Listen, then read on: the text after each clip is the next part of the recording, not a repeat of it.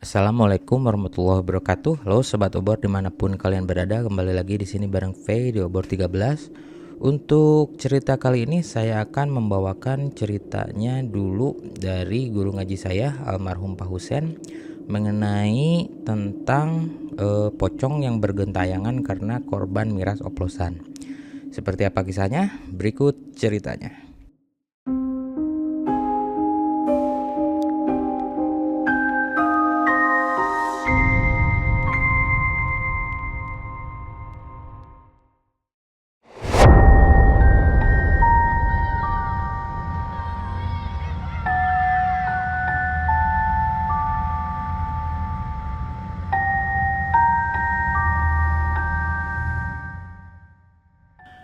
Saya mengaji di masjidnya Pak Husen itu periode sekitar 2006 sampai 2007.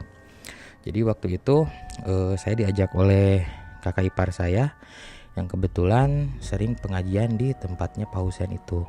Jadi kami itu sering tawasulan setiap malam Selasa sama malam Jumat. Nah jadi sekitar jam 9 jam 10 kita berangkat nih dari rumah, terus bawa perbekalan makanan. Biasanya tuh kita bawa beras, ikan asin, dan biasanya kita selesai tawasulan itu menjelang salat subuh tuh sering bikin nasi liwet tuh di masjidnya Pak Husen itu dan dimakan oleh bareng-bareng dengan jamaah lain. Nah singkat cerita, setelah tawasul kita tuh biasa ngumpul-ngumpul di masjid itu tuh. Jadi di ruangan atas masjid itu tuh ada sebuah ruangan yang biasa digunakan untuk ngumpul-ngumpul para jamaah kalau sesudah tawasul. Jadi si masjidnya itu steril lah, jadi aktivitas yang lain gitu biar bersih. Nah kalau untuk ngumpul-ngumpul, untuk musyawarah mengenai keagamaan dan sebagainya, atau ngaji secara hikmah dan sebagainya, itu biasanya di ruangan yang di atas.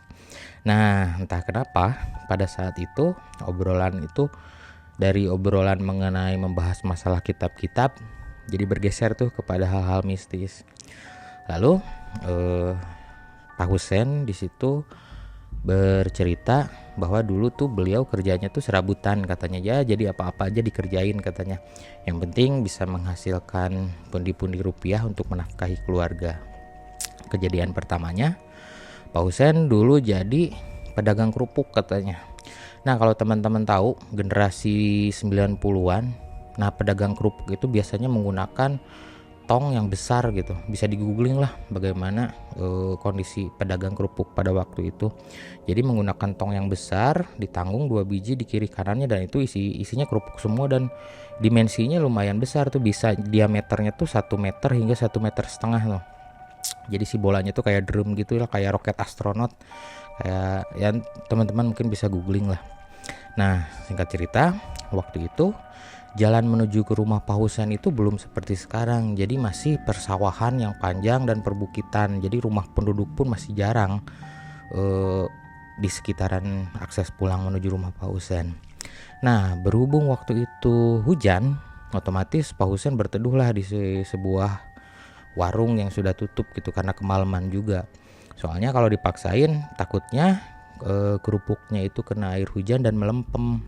Nah singkat cerita, sesudah reda katanya hujannya, Pak Husen itu memaksakan untuk pulang. Nah berhubung karena udah malam juga dan angkutan umum maupun ojek pun udah nggak ada katanya di jalan pulang ke rumah Pak Husen, ya mau nggak mau Pak Husen berjalan kaki tuh untuk menuju ke rumahnya.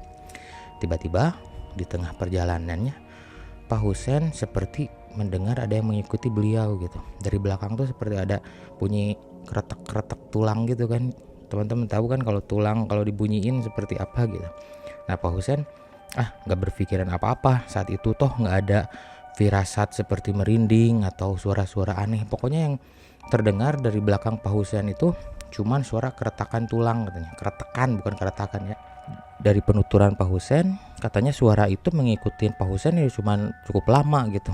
Akhirnya karena Pak Husen itu merasa terganggu, ini ada suara apaan sih di belakang gitu. Nah ketika Pak Husen menoleh, alangkah terkejutnya beliau ketika melihat sosok penampakan berupa tengkorak.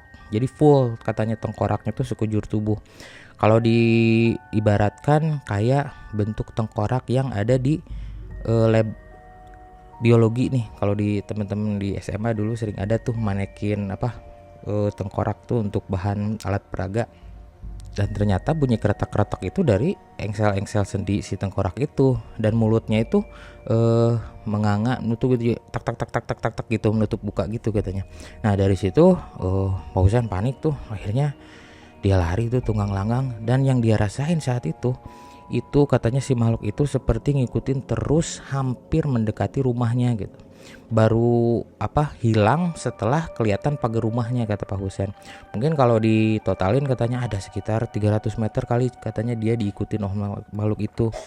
Dan saat itu beliau juga masih belum memperdalam ilmu agama katanya. Jadi ya kalau bertemu dengan hal-hal seperti itu sering cukup panik ya, kalut juga gitu. Nah akhirnya alhamdulillah Pak Husain sampai ke rumah dengan selamat. Dan setelah kejadian itu Pak Husain sakit 1 minggu lamanya.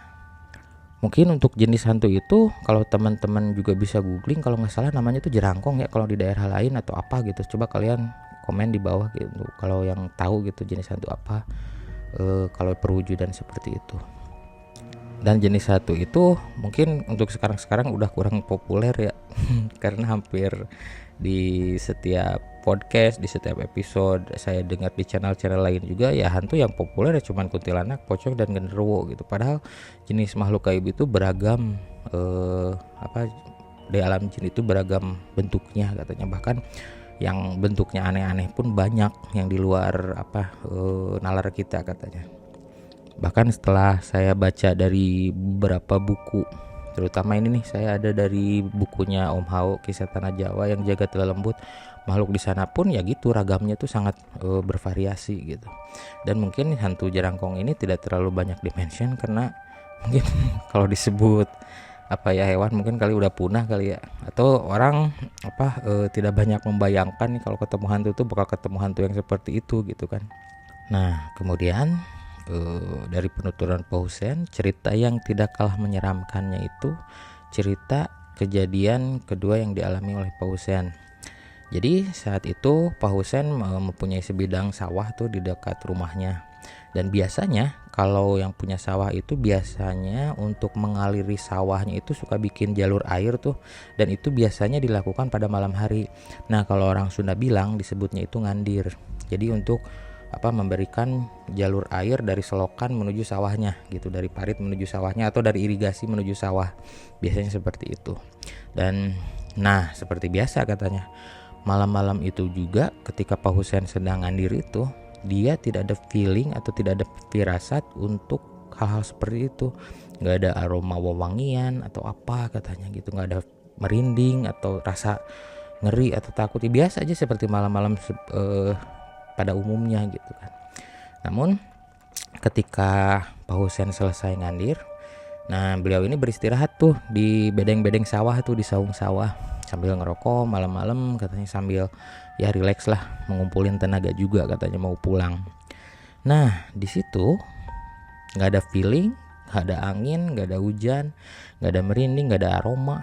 Tiba-tiba plek aja di depan mukanya Pak Husain, sekitar jarak 1 meter, dia melihat sosok penampakan pocong. Si pocongnya itu dia cuman mangut-mangut dengan ekspresinya yang nangis katanya. Nah dari situ Pak Husain nge-freeze tuh, gak bisa bergerak, cuman bisa melongo. Ngelihat momen seperti itu, nafas aja susah dan mulut juga terbata-bata katanya. Dan kejadian itu lumayan cukup lama kalau dari penurutan Pak Husain. Dan kalau di mitos-mitos biasanya kalau kemunculan pocong itu biasanya ditandai dengan aroma kopi dan atau aroma pandan yang tidak wajar. Contoh tiba-tiba nih kita di tengah sawah nyium aroma kopi, nah itu kan nggak mungkin ada pabrik kopi di situ atau ada orang yang nyeduh gitu kan, atau ada tiba-tiba ada aroma pandan gitu di luar habitat musang pandan, ya mungkin seperti itu. Nah konon katanya saya dengar juga dari beberapa channel lain bahwa mitos kemunculan pocong itu biasanya ditandai dengan aroma kopi dan pandan. Akhirnya setelah mengumpulkan tenaga, pulih nih seperti semula, Pak Husain lari tuh ke rumahnya dengan tunggang langgang gitu kan, dengan keadaan panik karena ngelihat momen seperti itu. Setelah sampai di rumah, Pak Husen bersih-bersih, mulai menenangkan diri, dia baca doa-doa yang dia bisa gitu biar hatinya lebih tenang, dan dia coba untuk istirahat. Nah, keesokan harinya Pak Husen mulai nyari info nih ke warga. Ini ada kejadian apa sih di kampung ini? "Nggak ada Pak," katanya, dari warga-warga juga nggak ada yang memberitakan ada kejadian yang aneh di kampungnya. Tapi di kampung sebelah katanya sedang ada teror penampakan pocong. Dan di pocong itu selalu meresahkan warga katanya. Nah, singkat cerita, Pak Husen mulai menggali-gali itu informasi tentang ada kejadian di kampung sebelah itu seperti apa. Nah, dan kebetulan di kampung sebelah itu ada kejadian seorang 5 pemuda di situ di kampung sebelah yang sedang mengadakan pesta miras oplosan. Jadi ya, yang namanya pemuda-pemuda kampung dengan keterbatasan ekonomi, mereka tuh suka patungan untuk membeli miras dan mengkonsumsinya dengan mencampur-campurnya agar lebih cepat untuk mabuknya gitu, dan menggunakan zat-zat yang mungkin jadi beracun gitu untuk tubuhnya. Nah, setelah kejadian itu mereka melakukan pesta miras itu di sebuah rumah kosong katanya yang belum selesai dibangun. Dan korbannya itu ada 5 orang, 4 orang kritis dan 1 meninggal dunia katanya. Nah, semenjak kejadian ada korban yang meninggal itu, katanya si korban itu sering mengganggu warga di kampung sebelah itu gitu, dengan perwujudan pocong dengan ekspresinya menangis katanya. Tapi dia tuh nggak bilang apa-apa katanya, nggak berkata apa-apa, cuma nangis aja gitu dengan memunculkan penampakan dirinya sebagai pocong tersebut. Nah, di situ Pak Husen mulai menggali-gali tuh, di mana lagi nih informasinya untuk dimakaminnya di mana nih katanya si korban ini. Nah, akhirnya ditunjukkan oleh salah satu warga di sana ke tempat pemakaman umum. Nah, malam harinya si Pak Husen mendatangi tuh kuburan itu dengan mengendap-endap katanya, mengawasi dan ditungguin gitu. Ada pergerakan apa gitu di situ. Dan ternyata betul feelingnya Pak Husen. Dari kuburan baru tuh si korban miras tersebut, dari tengah kuburannya itu muncul kepulan asap kecil. Nah, dari asap kecil itu berubah menjadi asap pekat dan mulai membentuk tuh kayak tubuh pocong, tapi tidak solid katanya. Dan perwujudannya itu kalau disebut kata Pak Husen itu, kalau teman-teman di sini pernah mengalami zaman TV analog tuh, kalau sinyalnya jelek tuh seperti itu katanya. Jadi nggak jelas gitu. Nah, ketika perwujudannya seperti itu dan membentuk asap dan membentuk sosok pocong, dan makhluk itu mulai lompat. Tapi katanya kata Pak Husen, si pocong itu tidak lompat seperti di film-film, lompatnya itu cukup jauh. Nah, dan untuk pocong ini Pak Husen melihat jadi melompatnya tuh kayak kepleset, lompat, kepleset, berguling-guling, lompat lagi, berdiri dan terbang katanya menuju kampung itu, menuju kampung yang akan mungkin digentayangi oleh si pocong tersebut. Nah, dari situ dengan kemarahannya Pak Husen katanya, saat itu Pak Husen membawa ini nggak usah dipikirin lah oleh teman-teman gimana caranya Pak Husen mendapatkan kotorannya dia gitu. Nah, dari si lubang yang keluar asap dari kuburan pocong tersebut, Pak Husen ditutupi dengan kotorannya Pak Husen. Nah, dari situ Pak Husen pulang aja ke rumah. Nah, dan esok harinya tidak terjadi apa-apa, baik di kampungnya sebelah Pak Husen itu tidak terdengar berita tentang penampakan pocong itu lagi. Namun keesokan malamnya tiba-tiba gempar warga itu dikagetkan dengan suara orang menangis mengelilingi kampung katanya. Ya, dan pokoknya itu lebih parah lagi katanya, gangguannya suaranya tuh sampai terdengar di mana-mana. Dan itu tuh mulai rame. Nah, di situ Pak Husen cuma senyum-senyum kecil aja, padahal itu ulahnya dia gitu kan. Nah, malam tiba, akhirnya Pak Husen datengin lagi tuh ke kuburannya si pocong tersebut, dan beliau membersihkan kotoran di situ. Dan saat itu kata si Pak Husen itu momennya dia untuk bernegosiasi dengan makhluk tersebut biar tidak mengganggu lagi warga.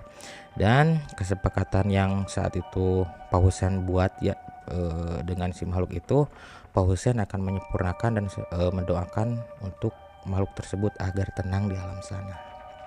Akhirnya setelah kejadian itu aman nih, warga tidak ada kejadian apapun, dan ya semua kembali lagi seperti semula gitu, tidak ada penampakan pocong, tidak ada teror dan apa-apa. Dan alhamdulillah sampai sekarang pun tidak pernah ada kejadian itu, katanya Kak Husen. Nah itu teman-teman untuk cerita episode kali ini dari Pak Husen. Mungkin untuk episode cerita selanjutnya saya ingat-ingat lupa nih cerita dari almarhum Pak Husen tentang beliau pernah menyembuhkan korban santet waktu itu. Bahkan itu tuh hampir menghilangkan nyawanya Pak Husen juga gitu. Nah saya akan bawakan di episode selanjutnya. Oh iya, saya juga mendapatkan nih cerita dari teman saya, sebut saja namanya Reja. Kebetulan dia itu mengirimkan juga bukti foto penampakan di kantor barunya. Nanti akan saya tayangkan juga untuk episode selanjutnya foto beserta cerita selengkapnya dari Reja tersebut. Nah, untuk episode kali ini saya cukupkan sampai di sini. Semoga teman-teman selalu dalam keadaan baik-baik saja, sehat selalu dan tidak kurang sesuatu apapun. Yang pasti saya tetap menunggu kiriman cerita dari Sobat Obor semua. Bagi teman-teman yang memiliki kisah-kisah horor atau mistis, boleh dikirim ke obor13.official@gmail.com. Semoga cerita dari teman-teman semua bisa diambil hikmah dan pelajaran untuk kehidupan kita yang lebih baik. Oke, terima kasih. Wassalamualaikum warahmatullahi wabarakatuh. Bye-bye.